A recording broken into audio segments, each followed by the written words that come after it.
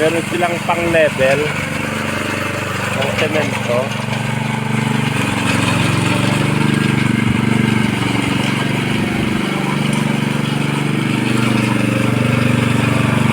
After ng tumigas,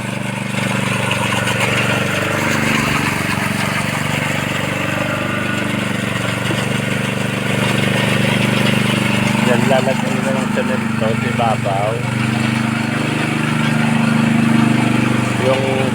Yung fresh na semento. Ano? Nagustuhan ko talaga yung pan, yun yung round lang pala yung nilagay nila doon, tapos gumawa din sila ng ganyan. Parang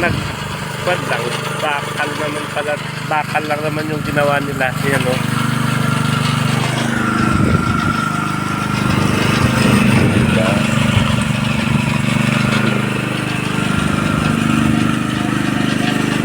Yan o. Nilalagyan nila ng semento na place. Puro na semento. Yan. Makikita ninyong matanda. Lalagyan nila ng puro semento. Tapos ito naman inibig niya na ganyan. Bakit kaya? Bakit kaya kailangan ng ganito? Diba?